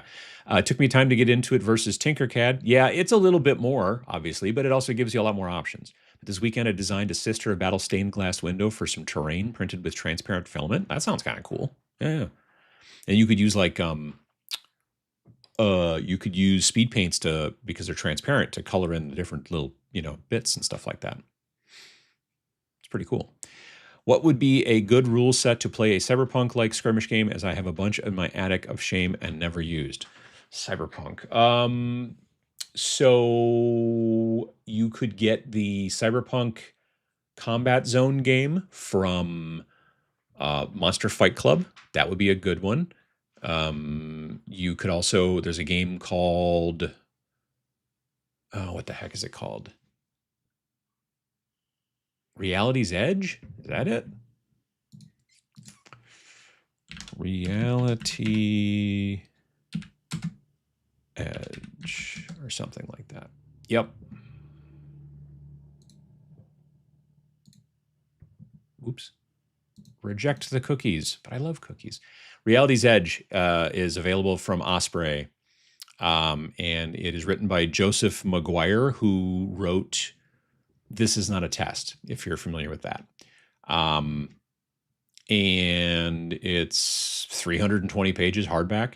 Came out in 2019, so it's been out for a minute. But yeah, it's a cool game. I liked This Is Not a Test, and this is kind of sort of using a little bit of the same sort of like mechanics a little bit, but not completely. Otherwise, there's a game called What the heck is that game? Patrick Todorov. Patrick Todorov is another guy who wrote a game like this. Rick Todorov. He wrote Zona Alpha, and he's got a game called Hardwired. Yeah, that's what it's called. There we go. Cyberpunk, Espionage, and Mayhem by Patrick Todorov, Hardwired. I have the original version of this, which was called Exploit Zero, but he had to change the name of it because that was a name that somebody sent him a cease and desist on because they were using it or whatever. So he changed it to Hardwired. I think you can just get Hardwired on Amazon. I think. It's funny because it's still listed as being Exploit Zero here in the series, but yeah. Oh, that's interesting. Exploit Zero Omnibus, or maybe Hardwired was the one that he had to change. Maybe that's what it was. Maybe he had to change it to Exploit Zero because Hardwired was being used by somebody else. I bet that's what I've got it turned around. Yeah. But yeah, this Omnibus here, I have this. I bought this at the beginning of this year actually. And it's like $25. But yeah, it's very indie. You know, it's got the art on the cover is pretty good, and the art on the inside is like, and I think it's all black and white, kind of like the stuff that me and Vince do. But yeah, so that's another option you could take a look at.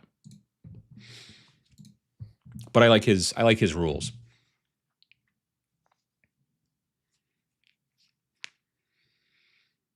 I prefer black and white photographs as historical reference material. Necromunda tiles on MakerWorld, even some pre-assembled, which saves time during setup. Sure. They can put a cheap poster-style mat in the box, but not printed card. I think it would be fine, especially if they use Space Hulk-type card rather than the flimsy stuff. I think the reason they're not doing that, honestly, is because it's really heavy. Like that like shipping has become such an issue because of obviously all the stuff with all the tariffs, but even just so like when you're having to lump tariffs on top of how much it actually costs to ship this heavy box because it's so heavy because of all the thick cardstock in it. I do wonder if that's one of the reasons why we don't see them re-releasing Space Hulk, because that box is heavy. Because there's like, sure there's models in there, but there's those big, thick, like glossy color tiles in there. Yeah, that's a heavy box. You know what I mean? The poster mat is useless though. I don't know why they bother with it, but whatever. Let's see here. Don't know if you play Marvel Rivals, the video game. They added this character called the Hood, and it's so cool. Might just buy the mini from Marvel Crisis Protocol. Huh. Yeah. I loved darkroom piddling, but yeah, unless you're doing specific in darkroom techniques, no point. Yeah, I mean, in high school when I started in photography, obviously, in the darkroom and everything like that. And then when I got to college, everything we did was in the darkroom as well. I didn't get to do any digital stuff until post-college. So in high school and working in the lab, we had a printing press too. I ended up designing and printing our graduation programs. Well, that's pretty cool. I don't know what's going on, but my the view of everything is stuttery. I don't know if we're having problems with the internet. Does anyone know if there's a crew box for Escher that includes the new models? I think the new crew box is supposed to have the new models in it, but I could be wrong.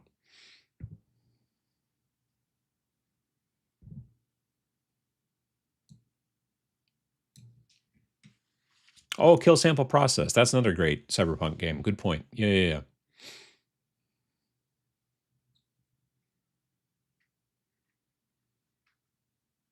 It's a good point. Corny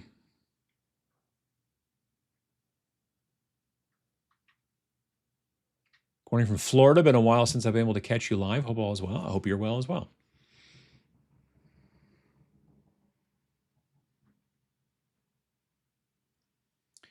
Let's see here. Going to catch up tomorrow as I unpack from moving. Anyway, you could include a motivational speech telling me to get off my and get it done. It's a good idea to unpack. You'll feel better when it's all unpacked.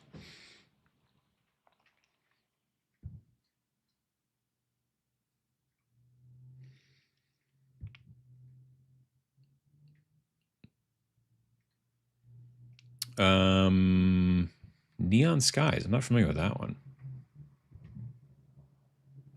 Battle Systems terrain isn't bad and not too heavy. It's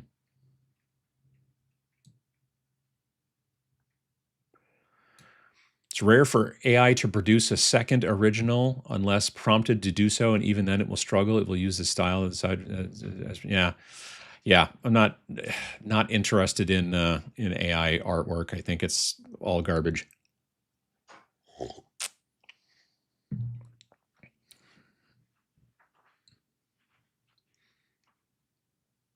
Pretty sure I can use my Cyberpunk Red Combat Zone minis with kill sample process. Oh, sure. Absolutely.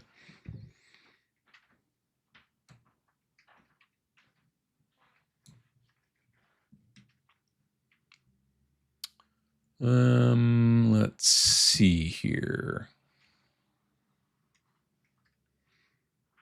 It's a reskinning of Star Wars Queen's Gambit board game. Oh, I remember hearing about that. It's being handled by the original designer Rob Daviau and his company Restoration Games. Oh, Restoration Games. I'm familiar with them. Yep.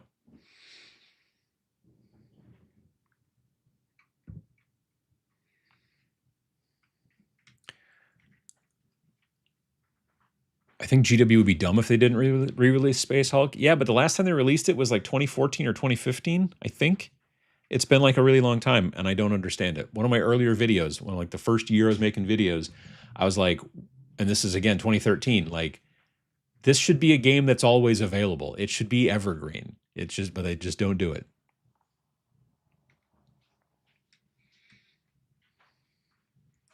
Glitches in the Matrix, thought it was just from my end. Yeah, I must have been having some, it's better now, but I must have been having some sort of issue.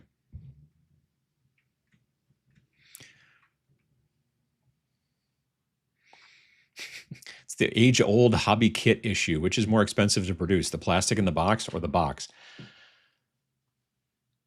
Generally, as just a cost, the box costs more than the plastic.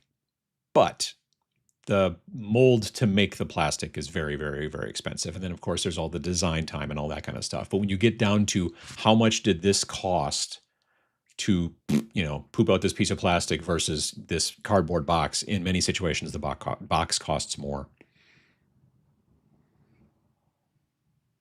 Restarted my router thinking the skipping was me. Oh, well, yeah. Sorry, I don't know what happened.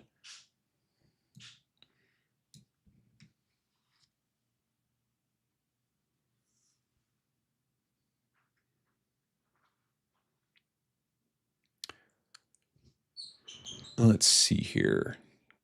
Necromunda 17 was very fleshed out and granular, but I found the cognitive load very taxing as a new player. That was exactly the same type of thing. It was because of the so many different books, and also just because of the fact that the book was like not particularly well designed. Like the early books were also visually not well designed because they were hard to read because it was black text on a dark gray background in many situations, and that was difficult. None of us is getting any younger. But the other thing was just that it was hard to keep track of things. It was hard to figure out where things were. The new book, besides just being easier to read, is also, I don't struggle to figure out where things are. I don't know why. They've done some really smart moves. And there's some pages that are barely different than the previous version of the book. Like the text is the same. Like the layout's not the same. But like you'll be like, okay, here's this paragraph. Yep. Oh, here's this paragraph. Yep. But then they'll like take out a piece of artwork in this new book and maybe put a different piece of artwork someplace else. But it's just, I don't know. It's just easier to find things, I find, in this new book, which has been, for me, a big benefit.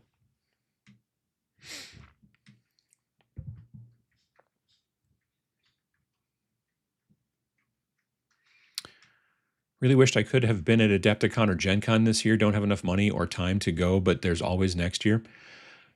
I would tell you, Well, okay. I tell you to go to Adepticon unless you're also like really into like role playing games or board games or maybe trading card games. Um, but Adepticon's still my favorite.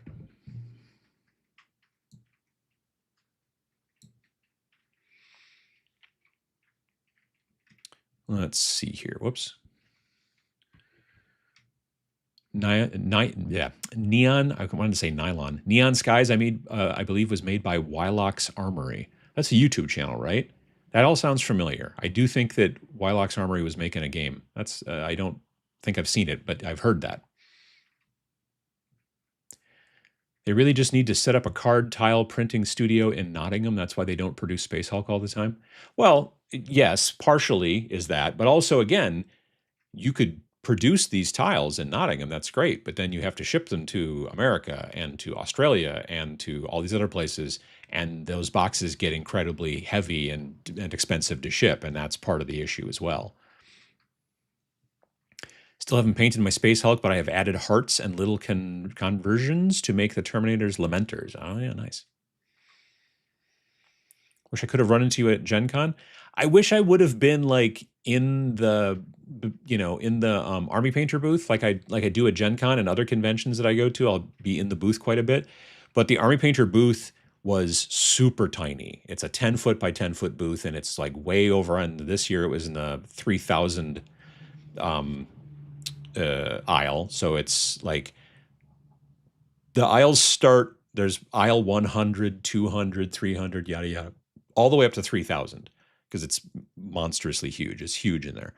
So it was the farthest most, aisle, and it's an entrepreneurial area. And I don't understand why still. I know that they would love to pay for a bigger booth, but Gen Con is like, well, you're on a list or whatever. I don't know. It's really strange, but it's annoying as well. Don't you mean that TMX is your favorite? No, it's because I have to run TMX. That's why Adepticon's my favorite, because I don't have to run it.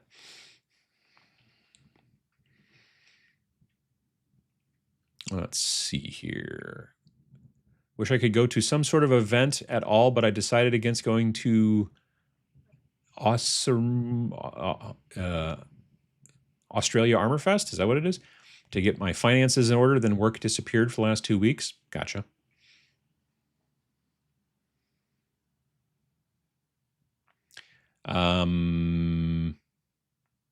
Neon such and such. Neon Skies is a role-playing game? Oh, I didn't realize that. Gotcha. Yeah, the person who asked was looking for a miniatures game. Otherwise, if you're looking at role-playing games, there's like Cyberpunk Red, obviously, and then there's also Shadowrun 2. Although Shadowrun's got like magic in it and stuff like that.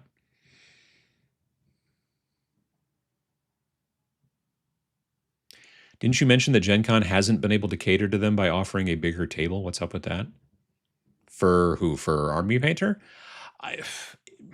They've been trying to get a bigger booth. Like, they're glad to pay for it, but it's not happened, and I don't understand why.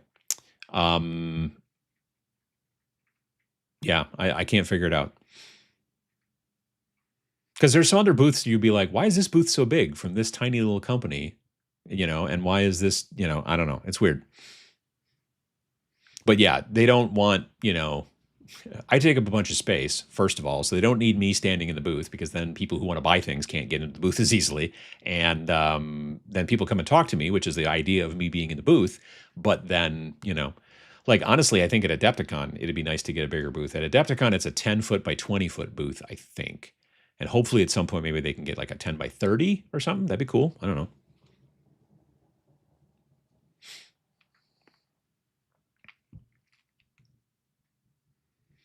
Make no mistake, we will get book bloat for a Necromunda, and in the meantime, enjoy gangs being imbalanced as they trickle out over years. I mean, they might. Like I said, we're definitely going to be getting those journals, but they look pretty thin. I think a pod racer just drove by my house. Good Lord, why is your vehicle so loud? Yeah, it looks like there's going to be journals, but the journals are going to be not requirements. You know what I mean? So yeah, if it's Games Workshop, there will always be book bloat. I just think it's going to be better that if I want to play Cawdor, I don't have to buy a big hardcover just for Cawdor, right? Like this, House of Faith book. I'll be able to get the whatever the Gangs of the Underhive book or whatever, and then it'll have all of those gangs in it. But then there will be probably a House of Faith little thin journal at some point, which will add new models and things like that. And if I don't want those models, then I just don't buy that book. And it's not terrible, sort of better. You know what I mean? Book bloat is yeah. Book bloat is only a thing if you're a completionist and feel like you need them all. Cygnus, you're not wrong. You don't, and the smaller books look to be more modular plug and play like the old world. Yeah, and also Horus Heresy. I guess they do that too, I've been told. Let's see here. New Necromunda box shows up at the FLGS next Saturday. Well, next Saturday? Well, this upcoming Saturday. So less than a week from today. At least that's what's going on here. It's like the 15th, I think, right?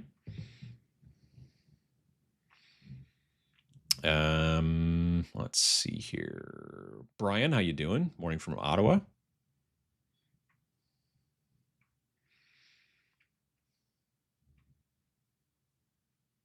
They did a Gang of Underhive just like this for Necromunda 2017. Well, they had that book. There was a Gang Wars book. That was the book that had all the 3D printed, the 3D stuff. Like the original book that came out didn't have rules for like climbing and falling and jumping and all that kind of stuff. And then you had to get the Gang Wars book to do that. The new book has all that stuff in it. Because I've had plenty of people ask me, they're like, "Oh, did they take out all the 3D stuff?" And I'm like, no. There's all the jumping and running and, jumping and falling and climbing and all that stuff. That stuff's all in this book, the core rule book.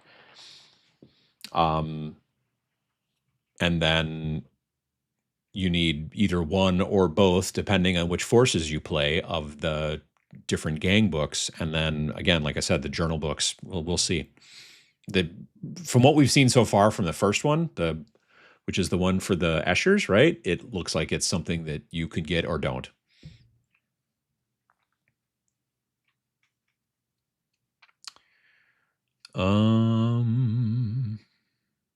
Where's Necromunda, and is he in the new deluxe box? Nick is back there. That's this bluish shape right here. That's him. You can see him through the window.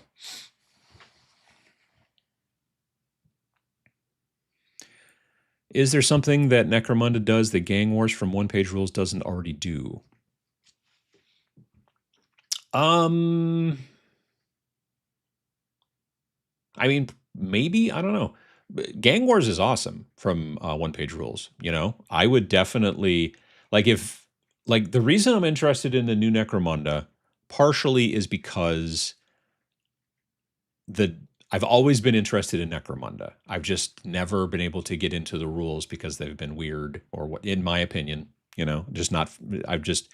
been, the original 1995 rules, I couldn't get into that game because I didn't have that kind of money back then. You know what I mean? I was a kid. And then when 2017 version came out, I got a bunch of this stuff, and I love the models, still love the models, but the rules were pretty opaque to me, and I didn't enjoy them that way.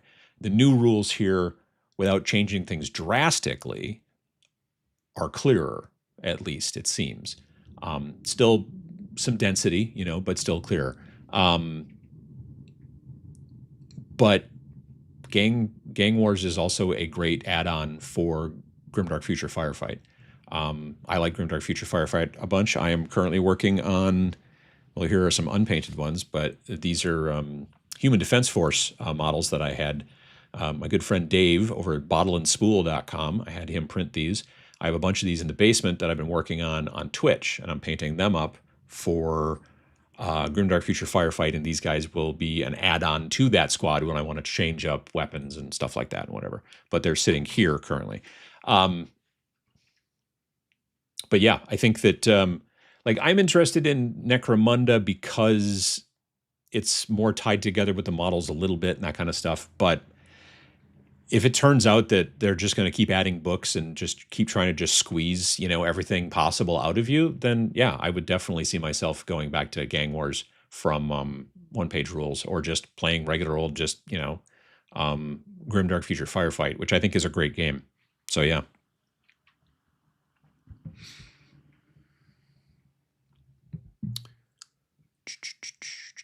I wish GW would give a vague roadmap for the year so we could plan. Wouldn't that sell more in the end? They don't. Well, they do it once in a while. I think they tried that last year, didn't they? Didn't they do some roadmaps for like when books were going to come out for? Let me take that back. Not last year. 10th edition, last edition. In 10th edition, they did do some roadmaps, and they'd be like, okay, well, in fall, we're going to come out with this and this and this. And I don't know why they didn't do it anymore. It's a good question.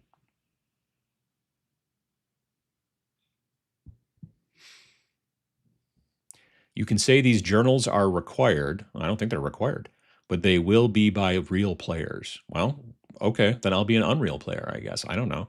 Gangs of Underhive 17 was all the gang books in one book. Then it was canned for house books. Cool. Okay. The fact is that you don't have to buy anything you don't want to. That's just the way it works. So I don't, if like that, the Escher book, I'm not interested in Escher, so I'm not going to buy it. So does Gang Wars have the super in-depth post-game stuff? Not as much necessarily, but a decent amount if you want to play it that way. That's the thing that's nice about Grimdark Future Firefight in specific, is it has a whole bunch of like modular stuff. So you can kind of go down that road to some degree. If you really want a little bit more like post-process or post-game process stuff, then I would tell you to play Grimdark Future Star Quest. Which is solo or co-op. You don't play it like against people. It's mainly solo or co-op, but it's also super cool, and it's all free, which is also awesome.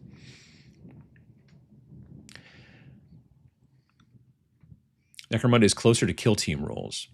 The Necromunda is. Do you mean the new Necromunda? I don't know if that's the case. I don't. Because as a person who's done, but yeah, I don't know. I don't agree necessarily. Hoping for a Necromunda Shadow War so I can use the Spectre Squad to kill Maelstrom Gene Stealers in Hive Secundus. I learned the rules for 2nd edition 40k. Necromunda is just a few steps away. Yeah, it's closer to 2nd edition than it is to anything else. Yeah, for sure. An official Necromunda skirmish spinoff of the old Inquisitor game would be great. I mean, I'm listening to Ravenor right now. I mean, not like right now because I'm talking to you folks, but like I'm listening to Ravenor while I'm painting and stuff like that. And, there was the first part of that book, they were in a hive and all that kind of stuff and everything like that. And I just was like, I don't know why they don't have Inquisitors in Necromunda. I don't think they ever have they? I mean, an Inquisitor would probably be very overpowered. But maybe you could have the Inquisitor's retinue and not the Inquisitor themselves. Then that might be a little bit more equally powered. I don't know. That would be kind of cool, though.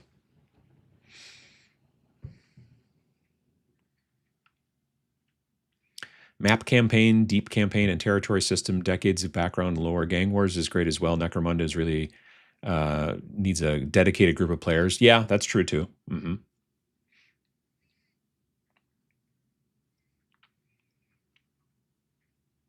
Love to see them revamp and bring back a 25mm scale Inquisitor game. Yeah, I mean, like I said, I think it'd be very cool to. I mean, that would be cool, but I still think it'd be cool to have Inquisitors in Necromunda. Because you can get Inquisitors in 40k, right? I'm 98% sure you can. What I need from GW is a compilation book of all the vehicles and units released in those big books in one source. Yeah, they don't want to sell you one book. That was what the first Kill Team did. Like the first Kill Team, well, not first Kill Team, but the first standalone Kill Team, 2018 version of Kill Team. They're like, here's one book, boom, and people were like, awesome, love it. And they're like, oh wait, we need you to buy more books. And then there was just the one book. So then when the next version came out, then there were 2 books because you had the core rule book and then also the book with all the army stats and stuff like that. And then they got you to buy 2 books. And then, it just kind of kept snowballing from there. Shadow War Armageddon was such a missed opportunity. It was very odd that they did it and then basically followed it up with Necromunda 2017, which was basically kind of the same game to some degree. It was so odd. Like when they came out with Shadow War Armageddon, I'm like, oh, this is Necromunda. This is Necromunda. That's pretty cool. That's really neat. And then like 2 months later, they're like, hey, look at this, Necromunda. And you're like, wait, but you just didn't you? It was very strange. Meantime, there's Inquisition 28. Inquisition 28 is the thing. Lord knows. But it is, I think, to people who aren't super involved in it or super interested in the indie scene, it is a little bit more of a steep learning curve. It's a little bit more inscrutable to some degree. A lot of the people who play Inc 28 are like just completely storytelling with miniatures, which is great, and they're having a great time, and I'm glad for it. But there's a lot of people who are like, yeah, but I need to know, like, what am I supposed to do next, and like, you know, that kind of thing, and they need the rules to be a little bit more dialed in. So having something sort of like that was an actual GW product or something like that, I guess. But honestly, if you wanted to, you could play with the Inquisitors in again, in one-page rules. Like they've got Inquisition stuff in the firefight, in Grimdark Future Firefight. So yeah. There have been attempts to put Inquisitor and Necromunda together with stuff like Inc 28 and Inquisimunda. That's right, I forgot about Inquisimunda, which is also fan-made. But big followings and a lot of work make them work right, sure. Have you listened to the Beckwin series? I haven't. I've had people tell me about it, but I haven't done that. Learning Cyberpunk Combat Zone right after a 12-game Necromunda campaign game made me realize how much more fun it is without all the hassle. Sure. Inquisitors can easily made into a Venator's gang. I'll be playing my first game in a while using mostly the Kill Team Inquisitorial Agents and Sanctifiers. Sanctifiers are great models. Used Munda Manager. I'm looking forward to using Munda Manager. Back when I was trying to get into the previous version of Necromunda, we were using Yak Tribe or whatever, and it was okay. But now everyone's talking about this Munda Manager, and I guess, and they've put out a thing saying, yeah, we're going to do, you know, the 2026 version. So, but they're going to keep the old versions as well, so you can pick whatever version you want to use, which is cool. Smart move.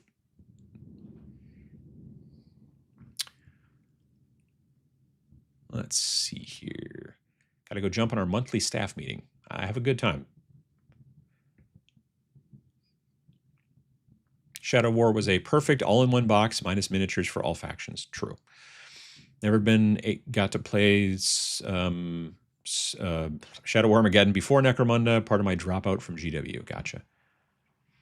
Are Inquisitors the paladins of Necromania? I don't think so. The Yak Tribe is way better than Munda Manager? Really? Everybody I know has been talking about Munda Manager.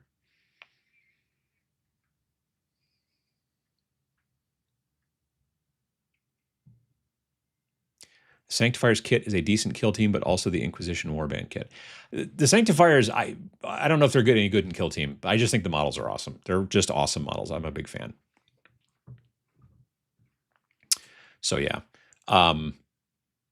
But I am, I'm looking forward to that. I'm looking forward to getting the gang books, because I want to start seeing, like, currently I have Caudor. I have a Caudor gang built, painted, the whole shebang. And I think my next group might be Palanite Enforcers, because I've always wanted to paint them. But we'll see how that goes. But yeah, I'm looking forward to it. Although both of those will be in the same book. I'll be honest, I'm not 100% sure if I'm going to get the second book. I don't remember what's in the second book now, other than squats and ogrins and stuff like that. Yeah, I don't know. We'll see. Maybe I'll get the second book, but I'm definitely going to get the first book, for sure. Well, rain's getting worse outside. Anyway, folks, it's 11 a.m. here in my neck of the woods, so I'm going to go. and you folks can also go and do, things, and that'll be great. So thanks to everybody for coming by and hanging out. I appreciate it. Thanks to folks for chatting and hanging out and everything. Let's see. There'll be no streams next weekend, this upcoming weekend. There's no Patreon stream. There's no every other Sunday show because we just did it now. So it's every other Sunday. There'll still be normal Twitch streams. I'm not traveling again until October, so everything should be pretty normal for a while. So that'll be great. Absolutely. So everybody, if you get a chance, do some hobby, and if you don't, that's okay. I think that's about it. That's all I got. So thanks to everybody for coming by, hanging out, and stay safe. And thanks for watching.